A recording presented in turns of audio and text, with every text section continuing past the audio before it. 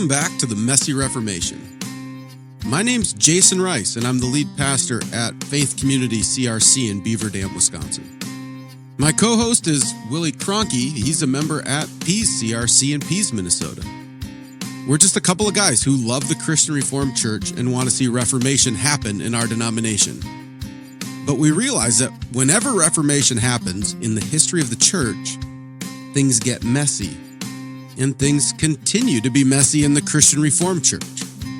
So we're taking the opportunity to have conversations with pastors throughout the Christian Reformed Church to find out what's going on in our denomination, but also to talk about what Reformation might look like.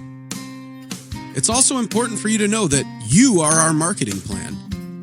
We rely on you to spread the word about what we're doing at the Messy Reformation. We rely on you to share our content. And we rely on you to give us 5-star reviews and give good feedback for our podcast. You are the marketing plan. You can also support us financially on Patreon or Substack. All of the money raised is used to further the mission and the platform of the Messy Reformation. With all that said, we're going to get to this week's episode, which is part 1 of our discussion about my current ministry transition.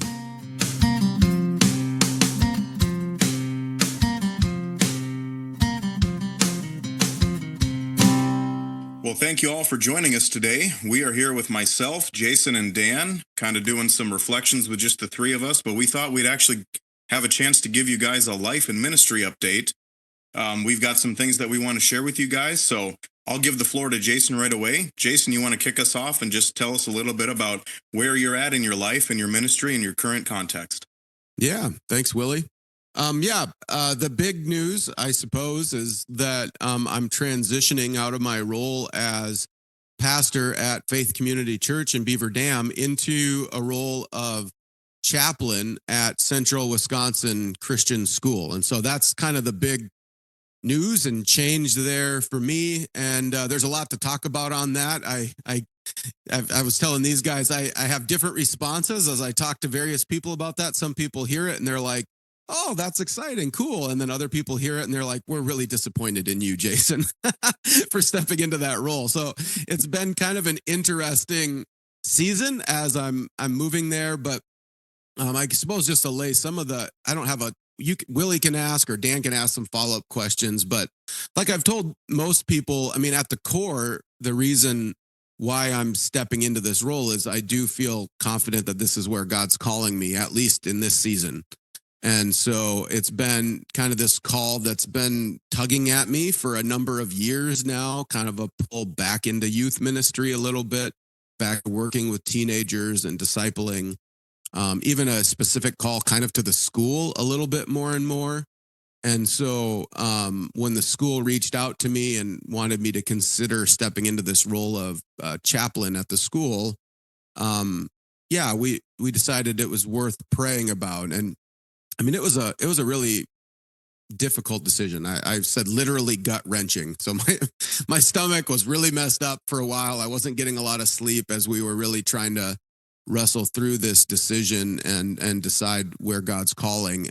But slowly over time, it became more and more clear to us that this is where God was calling us to step into at this time. That's really good. And what have been some things, you've said that you've had passions and, giftings and strengths for teaching, for youth ministry. Obviously, you've got a background. Did that kind of set the table for you to be able to take this, at least so naturally? Yeah. Actually, it's interesting. I've had this memory in the back of my mind. It's actually of you, Willie. And I can't remember if you were a student when this happened or if you were a leader. But we had this thing that we did with the previous youth ministry where Willie and I worked, where after we would kind of share our life story, life testimony, and then people would kind of give a word of affirmation or like, when I think of you, kind of a one-word thing. And I remember this was like 15 years ago, maybe 10 years ago. I don't remember. And Willie was like, Jason, when I think of you, I think teacher. And that's just been hanging in my mind, that this is just like teaching is just at the core of it really is something that I'm really passionate about. I get excited about, and uniquely, I have experienced over the last few years teaching teenagers. That I'm teaching adults, and it seems to resonate.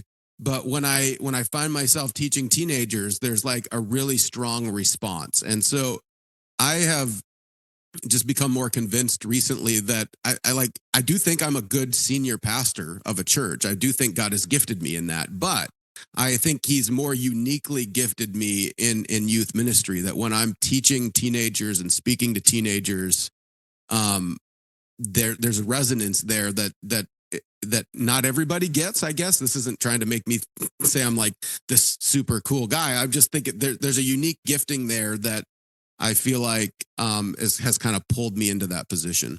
Well, and I can speak to some of those things, having worked with you in youth ministry, and I got to see God using you there and using you really where you shine, really where He's placed you in your place of excellence. And then simultaneously, He was also preparing and equipping you to, take a charge, for a congregation and be a senior pastor, which you're functioning as. And I see those like kind of competing motifs, but not really competing in the negative sense, but they're working together. But then once you took your call, what is that, 7 years ago? Getting to be a while now. Yeah. I had always kind of had a feeling. I said, he'll be back in youth ministry in some shape and form at some point. I just have no idea when or what that's going to look like. So to me, something like this coming up on your radar, it didn't come as a really big surprise to me.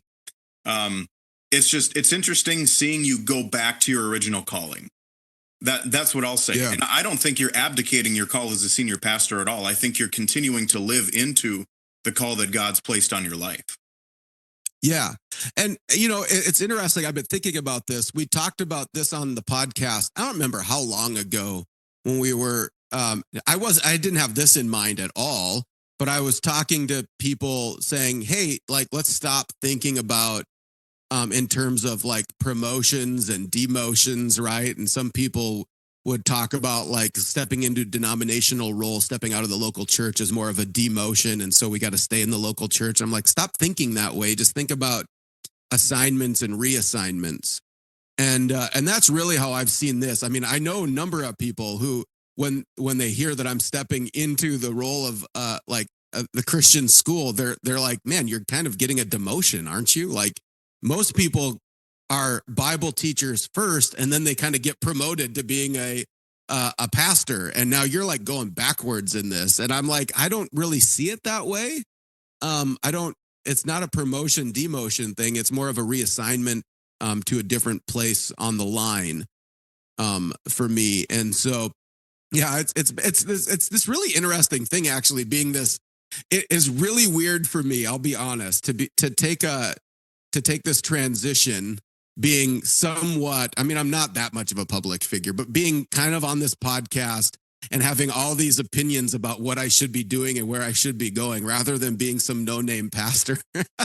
And so to have people who are like, Jason, we thought you were going to do something bigger, and now you're in a school. And it's like, I don't really care. I'm trying to be faithful to where God's calling, and I'm trying to, go where He's calling me to go, and trying to live into the unique gifting that He's given me. Yeah, Jason told us to ask him hard questions, and so I'm going to throw that out, not because I'm so mad at Jason, but yeah, I mean, you talk about, I was just listening to Stephen Terpstra's part 2 this morning, and he again highlights we're in such a pastor shortage, or even crisis. He uses that word, and we are, right. We're in a pastor shortage in the CRC right now. Does moving into a school setting hurt that? I mean, does that kind of go against all this reformation that we've been doing? Yeah, that has been a massive part of the gut wrench. And Dan has not made it easy. Of course, when I interviewed Dan about Synod, in the middle of making this decision, Dan starts laying out all of the numbers of the pastors leaving the Christian Reformed Church. And I couldn't even sleep that night. I'll be honest. You're welcome. I was so tore up, like, oh, can I leave in the midst of, like, should I do this? Right. And, well done, Dan. No, it was hard. And I just was talking to another friend this morning who was sharing similar concerns. And I'm like, yeah, I know. There's a part of me that feels really guilty. And they said the same. Well, at least you feel guilty about it, you know? um, and so there's yeah. So on the one part, yeah, I feel really tough because I've been trying to raise this concern as well that we are having this massive pastor shortage, and now here I am. I mean, I'm still going to be an ordained pastor in the Christian Reformed Church, serving in a non-congregational setting. That's that's hence the role of chaplain, but. But I am stepping out of the local church, and so that's one less pastor serving in the local church. In some ways, I am. There is talk about the church I'm moving my credentials to is actually I'm in the process of potentially calling me to be a part-time associate pastor in the church. So because I really do want to stay connected to the local church and serve and as much as I can, and so that's part of this. But my answer has been to some of this that of course me stepping out hurts things, right? One pastor stepping out is always going to make things a little harder. My desire is that I'm in a position position in this role that I wasn't in my previous role, where I can actually hopefully start discipling people into ministry, which like young people into ministry, and that hopefully as a result of being positioned in a school where I'm discipling a bunch of teenagers, and even beyond that, I've got some ideas on what I can be doing, how I can kind of leverage my position as a chaplain in a school to try to help raise up more pastors in the church. And so again, Willie's not a pastor in a church, but he is a theologically educated Christian serving the church well, as a result of some of the ministry. And I do think God has gifted me in being able to raise up teenagers and kind of equip them to serve in ministry. And so my hope, my desire would be that stepping into this I can actually focus on trying to raise up pastors for the church. And I've got some ideas on what I might do even more broadly outside of our own school in order to be able to do that through this role. So that's kind of my hope and desire. That's kind of like one of my number one focuses actually over the next year, is to try to do something about this pastor crisis shortage in the church. Yeah, I think that's really important. One of the things that we can name the shortage or crisis problem, whatever word we want to put on it, we can name that all day long. And yet one of the questions is, well, what do you do about it? Right. And so I think you recommended writing an overture that in the next 5 years, that's kind of where we spend our focus in the next few decades as a CRC.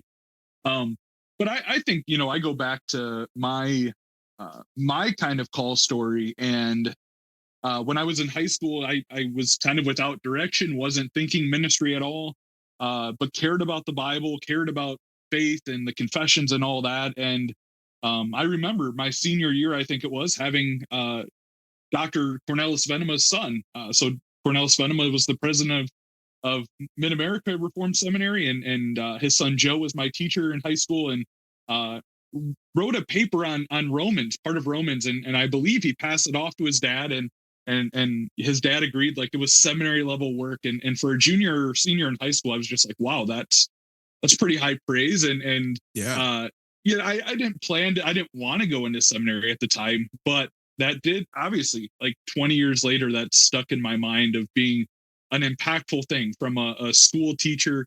And yeah, so I think, you're in a role now that you have that opportunity. And again, as pastors, we don't have the opportunity typically to be in young people's lives day after day after day, at least not for 8 hours while they're in the same building. And so I think this could be a really great opportunity for you to be doing some of that discipling. Yeah. And I think I'm not going to give you my idea yet. I've got an idea for possibly something we're going to do next summer to encourage some of that. Cause I think we put the cart before the horse a little bit at this last synod. And I love Scott Vanderplug's passion and pushing to like set a goal for planting however many churches, but it's hard to plant a lot of churches if you don't have pastors to plant those churches. And so, and I know in Classes Wisconsin, we've been really desiring to plant some churches, but we've had a hard time finding pastors to plant those churches. And so I really do think we need to pair those two goals together. where we're raising up new pastors and equipping them to plant churches. And I've got kind of a cool, crazy idea. I don't know if it's going to happen next summer, but I've got an idea that might pair those two things together and could raise up some new people to step into ministry. So you can stay tuned. That's a little teaser for something I might try to do next summer. Oh, we like suspense on this podcast. I kind of see this serving a dual purpose here. First of all, you're living into our covenant theology. You're helping parents essentially raise their children in the nurture and admonition of the Lord. Kind of these vows that we take when we present our children for baptism is we're going to walk alongside you and we're going to raise these children in godliness and in holiness as the Lord shapes and conforms them more into the image of Christ. So I see you serving that purpose. And then also, it is an opportunity to shape and plant seeds into our future leaders. And I think that's wonderful. We talk about we're in a crisis right now, but ultimately, and you understand this, we all understand this, we're under the sovereignty of God. So for the Christian, in a very real technical sense, a tragedy isn't something that's possible because we're trusting and having faith in the one who holds all things in his sovereign hand. And I see you living into these things really well. And I see this position as very opportunistic for you to serve in these capacities. Well, and that's really been a part of it for me. I've said, like I keep saying, like I can think through all of the potential strategic things. And I love thinking strategy. I've studied it. I do this all the time. And yet it ultimately comes down to, I can strategize all day. I just need to be faithful. And I've always said, like, to be faithful is to go where God tells you to go, do what he tells you to do, say what God tells you to say. And we have to trust him in that. And even if that seems like something that's not quite making sense. And so, especially this pastor shortage thing, that was a big part of the wrestling. And yet I had to get to the point where I'm like, I'm pretty certain that this is where God's calling me. And I just need to submit, even if it doesn't fully make sense, and trust that he's going to use this in some bigger way for the kingdom. And on my side of things, I'm going to try to capitalize on this new role in whatever way I can. Whatever this makes possible, I'm going to try to use that to the benefit of the kingdom in a bigger, broader way. Yeah, when we over the last few months, we've had opportunity to talk about this potential together, and one of the things I think that came to my mind was like, how do you plan or how do you hope to continue pastoring? Like you're describing some of that in terms of discipleship, but what are the tie-overs that you say, I want to continue doing what I found myself doing that I wasn't able to do back in youth ministry days before you came to Beaver Dam? Yeah, well, one of the things I'm trying to get my head around a little more fully is kind of the separation between the church and the school, right? They both have different spheres. And so, and I don't, and I do know that there's a temptation for schools to try to take on the role of the church, and I don't want that to happen. And there was maybe, anyways, I don't want to see that happen and so I'm trying to get my head around that a little bit. Like, what is my unique role? And especially if I'm going to be serving in both roles, right? So I'm going to be an associate. Most likely, it hasn't been voted on, approved yet, but it's looking like I'll be an associate pastor in a church and then a chaplain at the school. And so I'm going to be wearing these two hats and trying to do those things. So in the school setting, anybody who's listened to this podcast knows I'm really passionate about challenging teenagers and making them think deeply theologically. Right there, I've said a bunch of times, we challenge our kids to take like AP Psych and AP Calc and all of these things, and then our senior Bible class is just like the easy, like a freshman could pass it. That's not going to be the case with me. One of my daughters is going to get me for the first year, so she's going to I'm going to be challenging them a lot more, because I think this is really important in the schools. We need to be challenging them to think deeply theologically, help them understand how our theology applies to their life. I think that's kind of the unique role of the school, right? The school has this unique focus on equipping and raising up these kids to be in their professions and how to live out their faith in whatever profession where they're going. And so that's that unique role in the school. And as a chaplain, I'm kind of doing some other stuff, but really, as I've been reviewing my job description, the pastoral role in the school is more for the staff, actually. It's me trying to care for the staff and do that. I'm also, part of my job is trying to like oversee, like to teach the staff how to teach the Bible, actually, is one of my roles. And so I'm kind of K through 12 discipling students or discipling the teachers and trying to develop a kind of holistic Bible curriculum for the whole school. So, and there's that aspect of it. And then I have that associate pastor aspect where I'm still going to be preaching on Sundays occasionally, and then overseeing the youth ministry and kind of taking on that unique pastoral role in the church. So how do you not let your one role affect the other? I mean, to some extent, their work can bleed into each other, but but where do you differentiate where the distinction should be? Yeah, good question. I'll be honest, I'm still trying to figure that out because it's hard. Because the church that I'm going to be serving, I think all of the kids in that church go to the school. And so it's like deeply connected to the school. So there's a really deep connection there. So yeah, how can I be their pastor in one setting and their teacher in another setting? Like, that's not going to happen. You can't, like, I'm not going to bifurcate myself, but it's also just trying to make sure that I'm not leading the school to try to take over the work of the church. And that's really, and I don't have clarity on that, I'll be honest. And I've talked to some of the other local pastors who are really heavily involved in the school. And I've said, hey, I want to have that conversation with you guys so that we're making sure that the school is staying in its lane and functioning in its sphere. I guess if we want to use the Kuyperian language, that it's functioning in its sphere and that we're not trying to overstep our bounds into the church or into the family or whatever, that we're uniquely in this role. So that's part of my plan over the next year to try to help clarify some of that some more. I think that's sorry, Dan, go ahead.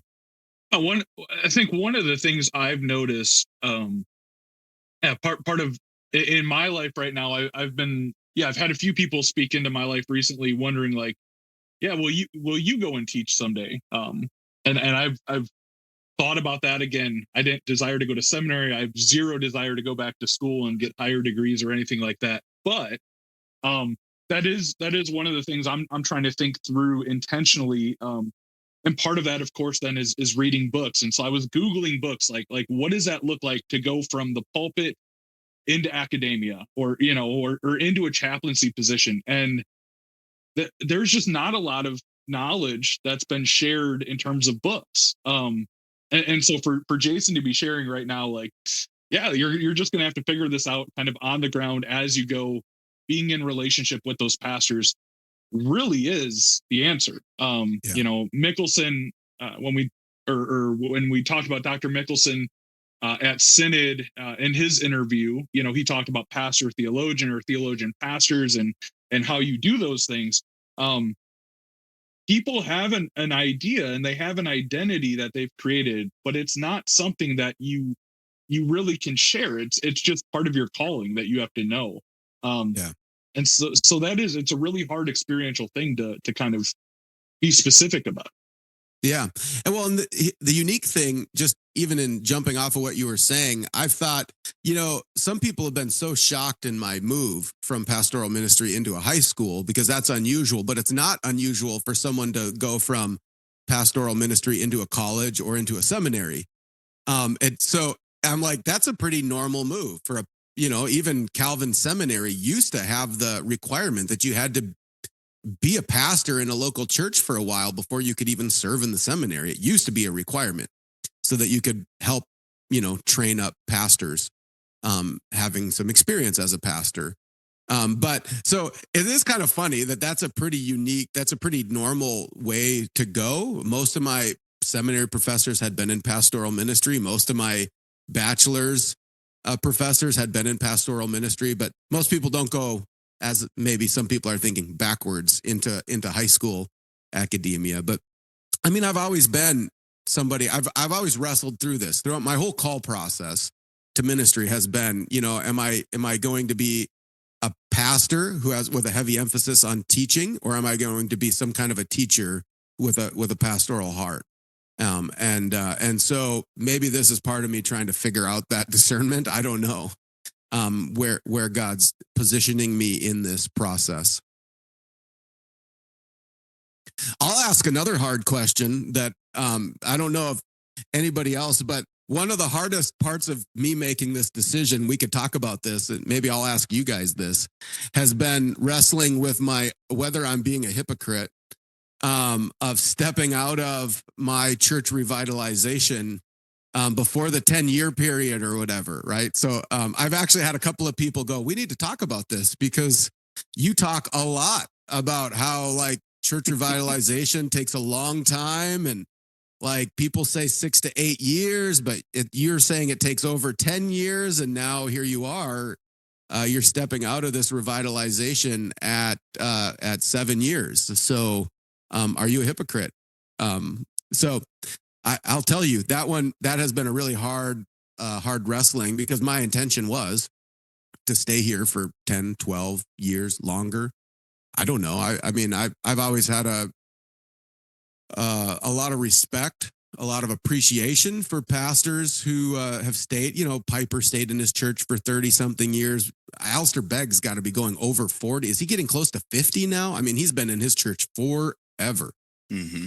And so I've had tons of respect for these guys who've stayed in their church for a long time. And I had a dream of being a pastor like that. And so that was kind of a wrestling match for me in the midst of this. And my only answer to that is I hope I'm not being a hypocrite.